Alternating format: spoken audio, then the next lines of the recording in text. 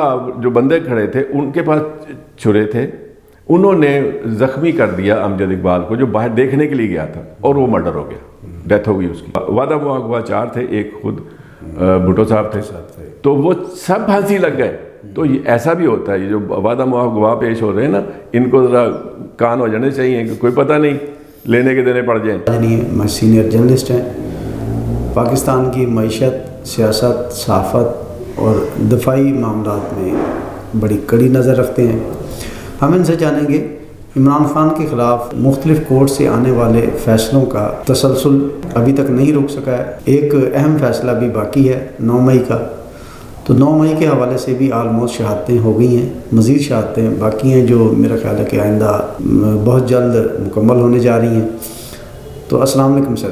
جی وعلیکم السلام، کیسے ہیں آپ؟ خیریت سے؟ الحمدللہ ٹھیک ٹھاک۔ اچھا، سب سے پہلے تو ابھی گزشتہ روز جو 9 مئی کے کیسز کے حوالے سے وعدہ معاف گواہان، سابقہ گورنر پنجاب اور ممبران صوبائی اور قومی اسمبلیز نے، میرا سوال یہ ہے کہ اگر یہ پلاننگ 9 مئی کی عمران خان کی رہائش گاہ پر بیٹھ کے ہوئی تھی اور یہ لوگ اس پلاننگ کا حصہ تھے، یہ موجود تھے، ان لوگوں نے سنی، وہاں اس پلاننگ کا حصہ بن کے، تو کورٹ یا ہمارے جو قانون نافذ کرنے والے ادارے ہیں انہوں نے ان شریک جرم کو کیوں نہیں شامل کیا؟ یہ پلاننگ کا حصہ تھے، یہ مقدمے میں کیوں نہیں شامل تفتیش کیے گئے، نامزد کیے گئے، ٹرائل میں کورٹ کیوں نہیں ان کو شامل کرتا؟ ان کو رعایت کیسے مل گئی خالی وعدہ معاف گواہ کے نام کے طور پر؟ دیکھیں، ایک بات، پہلی بات تو ہے ٹیکنیکلٹی کی کہ آپ جو بات پوچھ رہے ہیں کہ یہ جو وعدہ معاف گواہ ہے اس کے اوپر کیوں نہیں کیس ہوتا جب یہ وہاں موجود تھا۔ جی، اصل میں وعدہ معاف گواہ ہوتا ہی وہ ہے جو شریک جرم ہوتا ہے، جو اس میں شامل ہوتا ہے، پلاننگ میں شامل ہو یا ایکٹیویٹی میں شامل ہو یا جرم کے سرزد ہونے میں شامل ہو، تو وہ اسی کو ہی یہ سہولت دی جاتی ہے، اس کو آفر کی جاتی ہے کہ اگر آپ گواہی دے دیں اس استغاثہ کے حق میں تو آپ کو معاف کر دیا جائے گا، آپ کو سزا نہیں ہوگی۔ اور یہ بات باقاعدہ عدالت کو بتائی جاتی ہے کہ دیکھیں یہ جو ملزم ہے یہ اب ہمارا گواہ ہے، اور یہ سلطانی گواہ ہے، یہ وعدہ معاف گواہ ہے۔ اب چنانچہ عدالتیں پھر اس کا کرتی ہیں کہ جی ان سے چونکہ وعدہ کیا گیا ہے تو پھر ان کو نہیں۔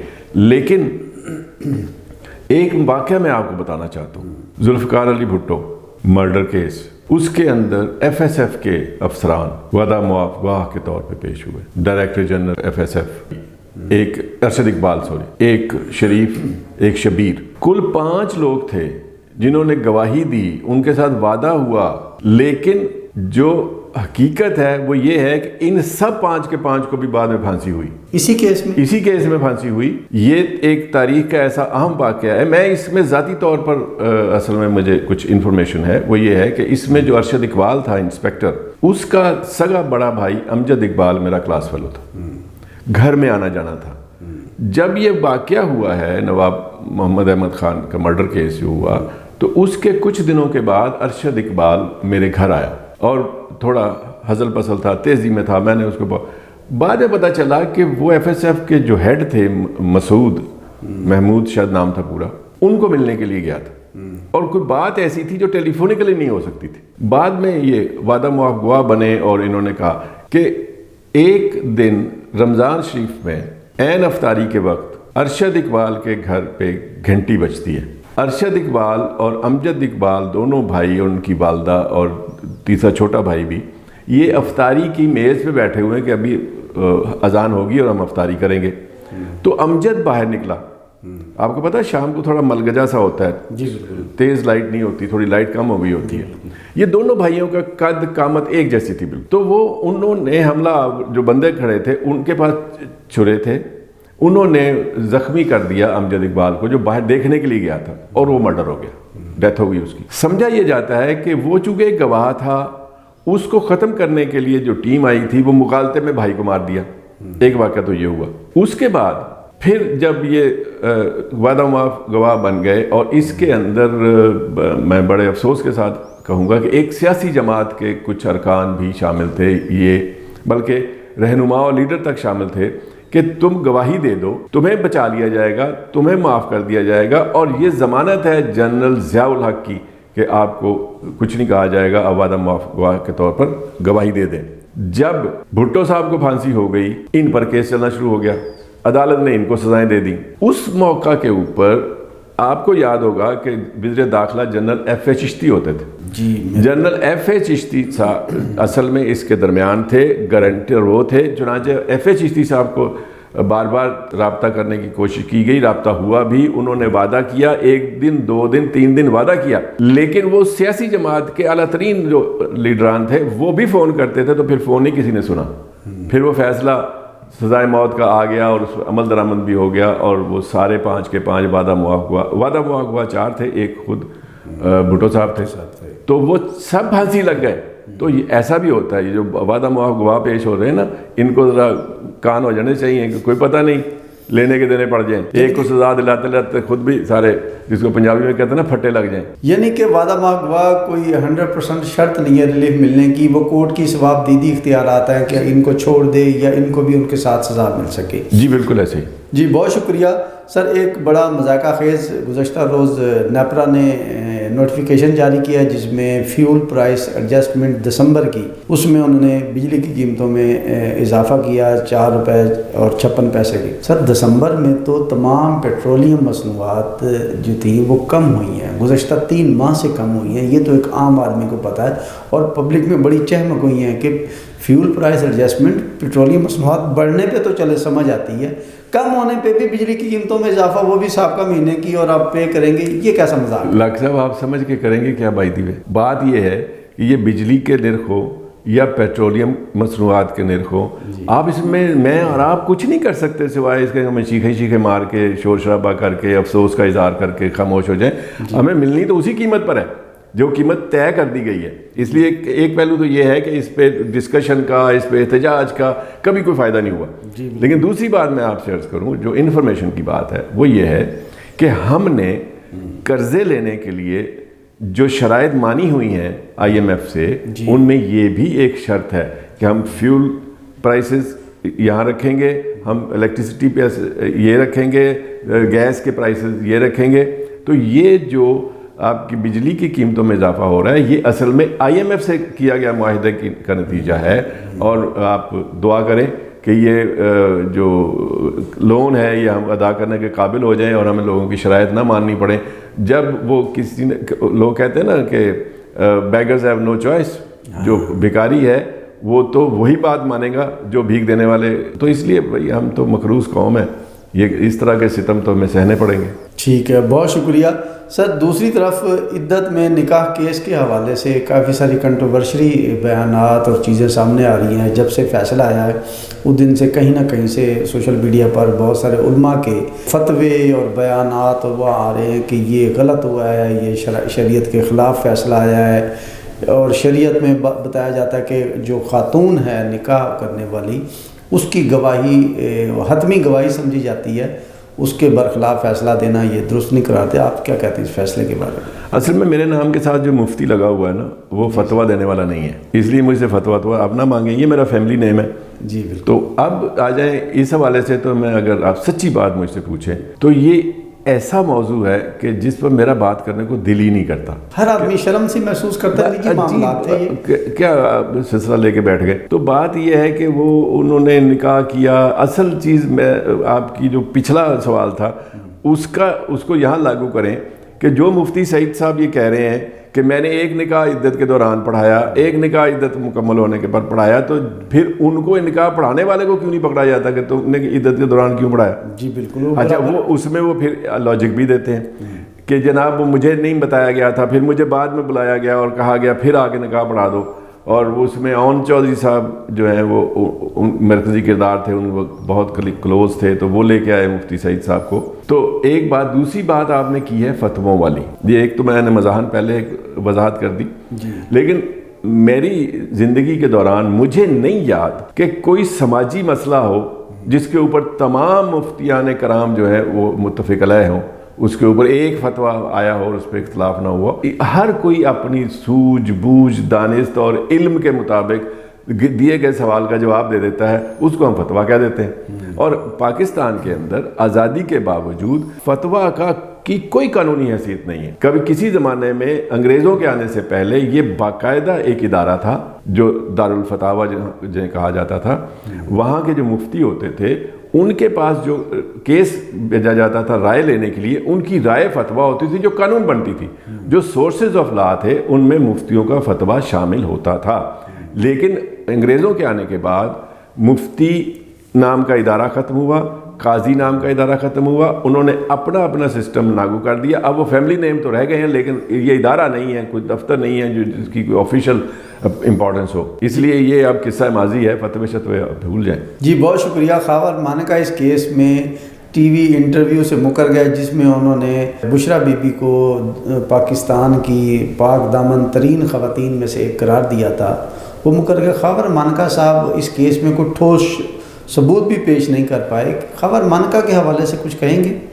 ایک بات تو یہ ہے کہ جی ٹھوس ثبوت، وہ جو ثبوت دیا گیا، جو بیان دیا گیا وہ ٹھوس تھا نہیں تھا، اس کا تو اپنے پیرامیٹرز ہیں عدالتوں کے، وہ اس پر جانچتے ہیں، وہ ان کی تسلی ہوگی. لیکن جہاں تک محترم جناب خاور مانیکا صاحب کا تعلق ہے تو چونکہ یہ ملتان میں کسٹمز میں رہے ہیں، انہوں نے یہاں سرو کیا ہے. اچھا. تو ان دنوں جو ان کی شہرت تھی وہ اچھی نہیں تھی اس حوالے سے. ویسے تو جہاں بھی بینیفٹس دینے والی جو بھی کرسی ہے اس پر براجمان افراد عموماً ہمارے ملک میں بینیفٹس حاصل کرنے کی کوشش کرتے ہیں اور ان کو رشوت کہا جاتا ہے. اور یہ ایسا الزام نہیں ہے کہ جو کہا جائے کہ جو توبہ کیا جائے، یہ اتنا کامن ہے کہ اللہ معاف کرے. لیکن ان کے حوالے سے یہ ایک بات دلچسپ کہی جاتی تھی کہ جب کوئی سائل ان کے دفتر میں آتا تھا تو باہر بیٹھے ہوئے کلرک حضرات جو ہوتے تھے وہ ان کو کہتے تھے کہ بھائی کوئی مہنگا پین اگر جیب میں ہے تو باہر رکھ جاؤ، کوئی مہنگی گھڑی تم نے لگائی ہوئی تو باہر رکھ جاؤ. خاور مانیکا صاحب کی نظر پڑ گئی تو وہ نہیں چھوڑیں گے. اچھا. یہ ریپوٹیشن تھی ملتان میں ان کی. اب وہ لیکن بشرا بی بی کے شوہر رہے ہیں اور وہ بڑی روحانی شخصیت ہے. آخر انہوں نے کوئی جانچ پرکھ کر کے اپنے موکلوں سے معلومات حاصل کر کے شادی کی ہوگی، ورنہ خلا لے لیتی پہلے ہی. لیکن یہ ہے کہ وہ ایک ریپوٹیشن اس طرح کی تھی. ویسے وہ ایک بڑی گدی کے بہت زیادہ عقیدت مند ہیں اور بڑے جو وہاں پر تو بڑے لگتے ہیں جیسے صوفی ہوں، لیکن بھارت اب تو بڑے پارسا بنے پھرتے ہیں. خیر اللہ پاک ان کو ہدایت دے. سر توشہ خانہ کیس میں جو عمران خان صاحب کو سزا سنانے والے جج صاحب طبیعت ناساز ہونے پر چھٹی پر جانے کے لیے وہ انہوں نے درخواست دی ہے اور سننے میں آ رہا ہے کہ میاں نواز شریف صاحب کا 13 تاریخ کو کیس تھا توشہ خانہ کے حوالے سے. اسی طرح زرداری صاحب ہیں، خاقان عباسی صاحب اور دیگر بہت ساری اہم شخصیات کے کیس اسی اگلے ہفتے میں ہی الیکشن کے بعد سے ہیں. تو وہ کیا سمجھتے ہیں کہ یہ اس قسم کی چھٹیاں طبیعت خراب دانستہ ہوتی ہے یا حقیقتاً ایسا ہو سکتا ہے طبیعت ناساز اور وہ چھٹی پر چلے؟ جس شبہ کا آپ اظہار کر رہے ہیں وہ اگر درست ہے تو آپ پھر اپنے نظام میں عدل پر فاتحہ پڑھ لیں. بات یہ ہے کہ اگر تو وہ واقعی بیمار ہیں یہ بھی پتہ چل جائے گا.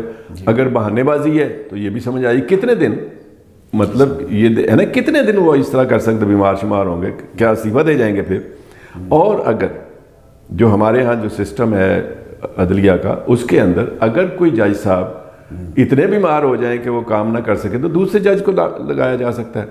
تو اس لیے مطلب صرف ان کی بیماری کی وجہ سے کسی کی گلو خلاصی نہیں ہونی، وہ تو میرٹ پر ہی ہوگی جب کبھی ہوگی.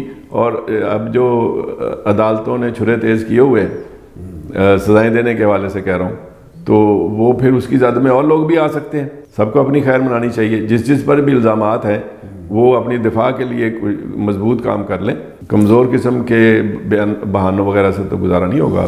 جی اب تک کی صورتحال کے مطابق کیا سمجھتے ہیں کہ آنے والے دنوں میں جو میاں نواز شریف صاحب کے دیگر کیسز کورٹ میں چل رہے ہیں ان کے خلاف گواہان کو پیش ہونے دیا جائے گا کورٹس میں، ٹرائل مکمل ہوں گے، ان کے بھی فیصلے سزاؤں کی طرف جا سکتے ہیں؟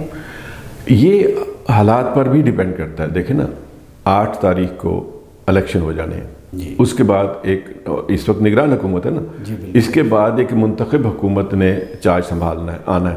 اب وہ کون سی حکومت ہوتی ہے، ان کی پالیسیاں کیا ہوتی ہیں، وہ ریفلیکٹ کریں گی ہر شعبے میں جی. اس میں پھر آپ کا شعبہ یہ بھی آ جائے گا قانون کا بھی، تو پھر پتہ چلے گا کہ ہواؤں کا رخ کیا ہوتا ہے اور سزاؤں کا رخ کیا ہوتا ہے.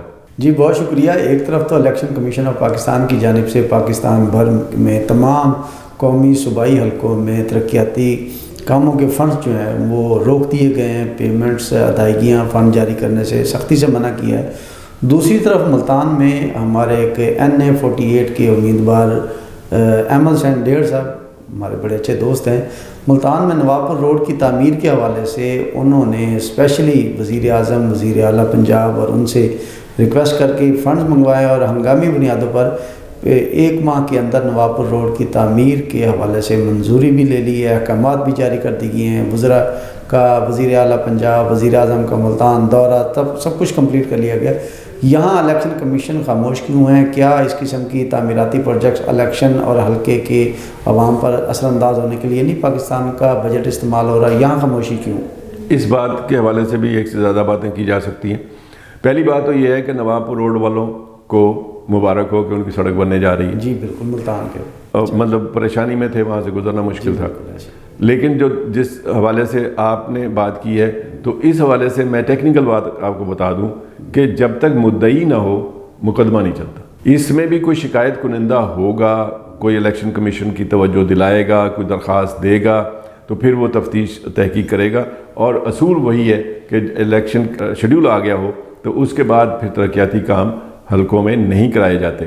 اب اس میں ایک وہ اپنی پیش کر سکتے ہیں توجیہ کہ جناب اس میں مدت دی گئی ہے 1 مہینے کی، 1 مہینے میں اس کو مکمل کرنا ہے، یہ الیکشن سے پہلے تھوڑی کر دینا. لیکن اعلان بذات خود کسی کو فائدہ پہنچا سکتا ہے. اس لیے الیکشن کمیشن کو اگر اس کے پاس اختیارات از خود نوٹس کے ہیں عدالتوں کی طرح تو پھر ان کو از خود نوٹس لے لینا چاہیے اخبار پڑھ کے.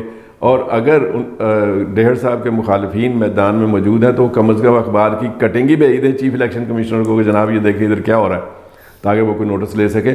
لیکن یہ میرا خیال ہے جب تک عدل جہانگیری کی زنجیر نہیں لائی جاتی نا، عدل جہانگیری بھی نہیں ہوتا. آلموسٹ معاملات میں ہمارے الیکشن کمیشن آف پاکستان جو ہیں بڑے ایکٹیو ہیں، نوٹس لے بھی رہے ہیں. تاریخ گواہ ہے گزشتہ 1 ماہ سے انہوں نے بڑی ایکٹیویٹی دکھائی ہے. تو یہ اتنے وزیر اعلیٰ اور وزیر اعظم کے دورے اور ان کے احکامات کیا ان کے نوٹس میں نہیں آئے ہوں گے یا دانستہ طور پہ خاموشی ہے؟ نہیں، یہ جو آپ بتا رہے ہیں نا یہ صرف مقامی اخبارات میں شائع ہوا ہے.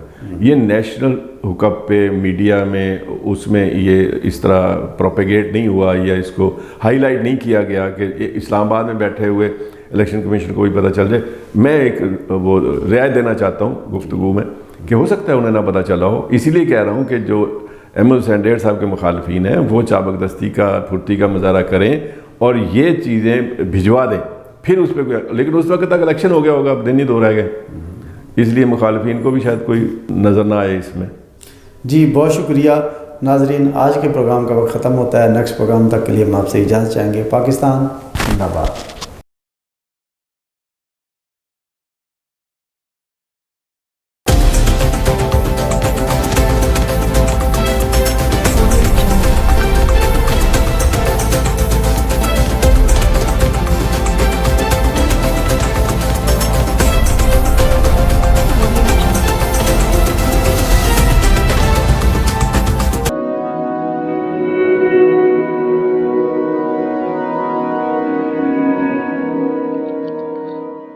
رزق اللہ کے ہاتھ میں ہے اور کبھی کبھی رزاق رزق کی تقسیم کا اعزاز ان لوگوں کو بھی عطا فرما دیتا ہے کہ جو حالات کی کڑی دھوپ میں شجرے سایہ دار ہوتے ہیں.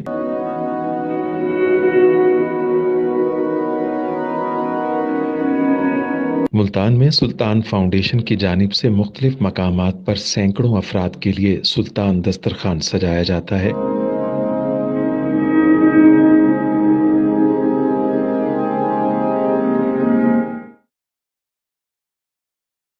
ہر انسان سلطان دسترخوان کا مہمان بنتا ہے. بلا شبہ سلطان فاؤنڈیشن انسانیت کا قابل فخر سرمایہ ہے اور بھلے ہی ایسے ادارے ہوں یا افراد، وہ غربت و افلاس کے سلگتے صحرا میں احساس کی چھتریاں بنتے ہیں.